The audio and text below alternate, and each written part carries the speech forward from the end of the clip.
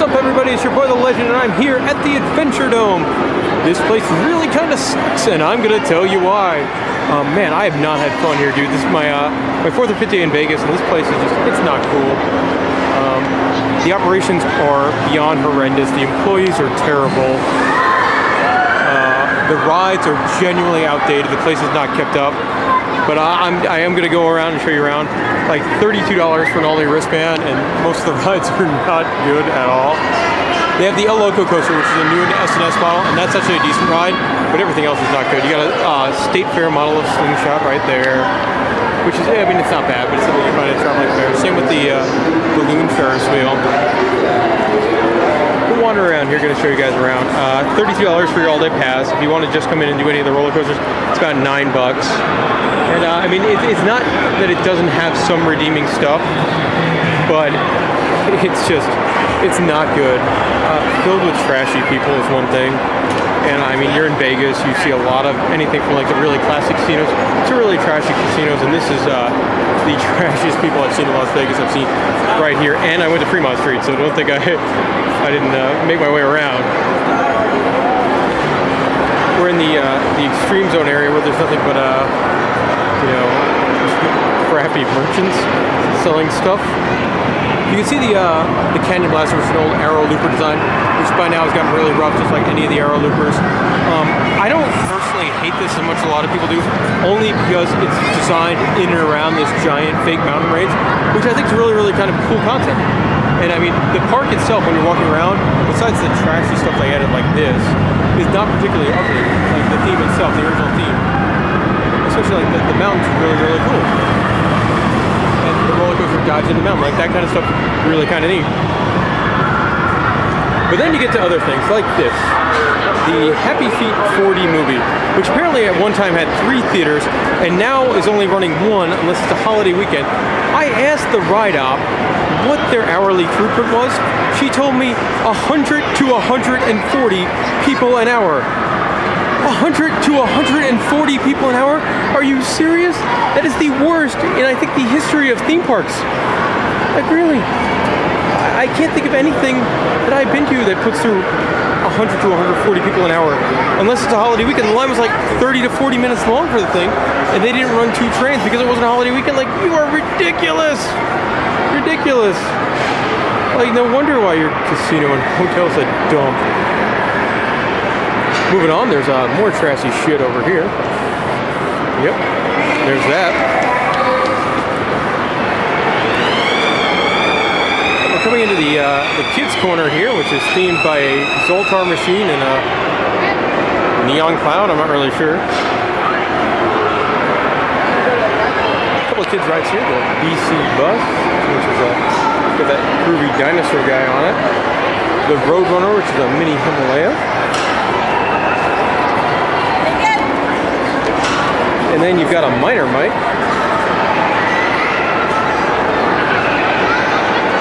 Over there. Again, like, dude, I am one of the biggest theme park fans in the world. I do this. I posted, me and the guys here, we posted over 1,000 videos on the internet. So I know theme parks like the back of my hand. Second of all, I mean, come on, look at this side. Hop on over to our new ride, Frog Hopper. The Frog Hopper's been in existence for like 20 years now. I have no doubt that this is not their new ride. And, oh man, I do not recommend this place. If you're coming to Vegas, I understand you might want the credits, but just don't do it. First of all, it's nowhere near anything else on the Strip. So if you're coming here, you have to make a special trip to come here. And I mean, maybe I did it with the Stratosphere in the same day. And at least the Stratosphere stuff is kind of cool. Their ops were decent. And like, I mean, over here, look at their Chaos ride. First of all, oh my gosh, a park still actually has a chance Chaos running, but every 3rd cabin is the only thing's operating. The ride is running at below half capacity with a full queue. I mean, it's ridiculous. Cool idea here of how the Canyon Blaster sort of runs around the theme park. And they also have really old arcade games, like the Star Wars Trilogy arcade, which for me I find kind of neat because I'm an '80s baby, so that was like the cool game when I was 10. Now, if I was any of these kids, it would not be a cool game. It would be a highly outdated game. Also, if you're curious what the Animal World Safari was, well, I'm going to show you because this is a hoot. It's those creatures there. What I find interesting too is you can see El Loco, which is their new coaster, which is actually the only ride in the park that's half decent. But to take it out, they put in they took out their big log flume shoot the chute style ride, and at certain parts you can actually still see the trough from the shoot the chutes ride and like the lift mechanism because they didn't take it out. But that's what you do when you're a classy establishment like the Adventuredome. That signal's running around. But yeah, this place is pretty freaking terrible. Don't come here. When you're in Vegas, go anywhere else. And I mean anywhere else. If I could get the $32 and 2 hours back that I've wasted here in the Adventuredome, I would totally do it. There's been nothing in Las Vegas I've done, and a lot of things in Vegas are expensive, that I've said like, man, that was not worth it as much as my trip here to the Adventuredome. Apparently there's a Batman laser challenge, which is over there. It looks awful, like everything else here at the Adventuredome. Moving along, more arcade games everywhere because nothing says classy establishment like having arcade games every 4 feet.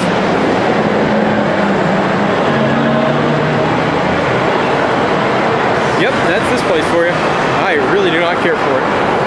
And Molly, who is in the bathroom or something right now, man, she's gonna kill me that I took her here. Holy crap. More Midway games everywhere. Apparently that guy needs to go to the bathroom. But Midway games everywhere, no surprise. And man, not cool, guys. Don't do it. If you're thinking about coming to Vegas, I've had a good time. This is my last day. I gotta head to the airport in about 3 hours or so. Don't come to the Adventuredome. Don't waste your time. Don't do Circus Circus. And I mean, come on. Look how crappy these bumper cars look. They're not loading gas. They're just 2 ride-offs confused right now on what's going on. I mean, come on. There's no surprise here with the opposite of the Adventuredome. I will say this. I'll give them some credit. El Loco is pretty awesome. Onboard audio does not work. It worked out of like 1 of 4 speakers. But the ride itself, the drop layout, actually the ride looks down right now. And it's been down pretty much all day. I got to ride it during its, I guess, 15 minutes of operation. And no surprise you can't operate your newest ride, because that's what you expect here at the Adventuredome.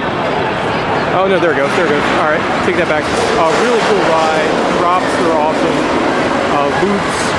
This outward bank turn over here. El Loco is really cool, but not worth the trip to the Adventuredome, even for El Loco, which is a cool coaster. The guys at SNS did a good job with it.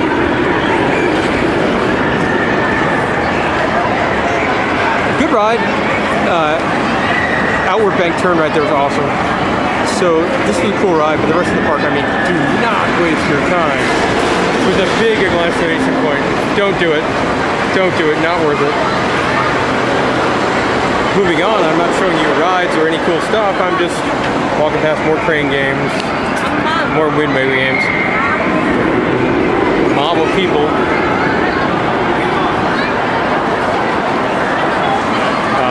Moving on here, over by the El Loco is the Sand Pirate, which is a very, very tame-looking swinging ship ride, which is fine, because, you know, little kids need a swinging ship ride too. More Midway games, more King games. Yep, that's the Adventuredome. Big ball of fun. First drop on El Loco is badass, so check this out. Boom. That's at least cool.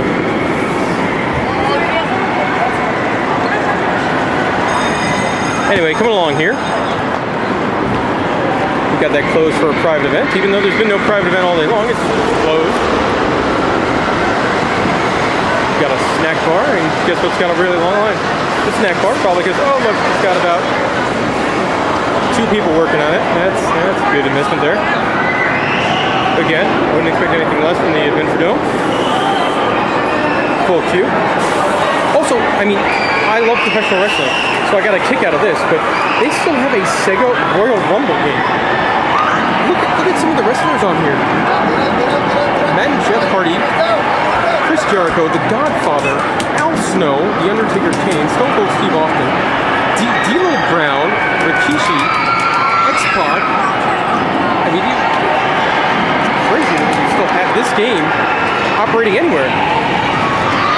They do have a different theater that shows 40 movies. That I'm kind of bummed because every time I walk by, it was showing Dora and Diego instead of SpongeBob, and I want to see a SpongeBob movie, but it was never playing. Probably because I'm at the Adventuredome and it's terrible.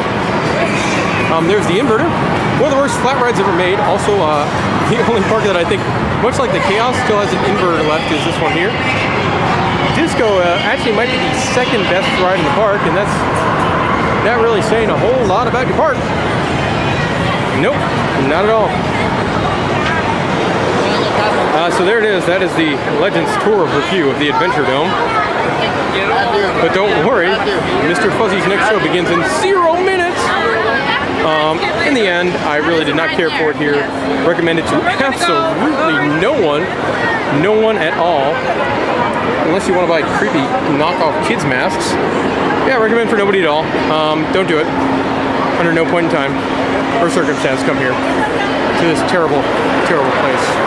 If you have any questions or comments, leave them in the review. And thank you all for watching. Also, if you've watched a lot of my videos, you know I'm not overly negative at all. Very rarely would this ever happen. And it's just, I've had that bad of an experience here today. Goodbye, Adventuredome. I will never be back. Never. Horrible place. Painfully bad. As bad as that drop tower.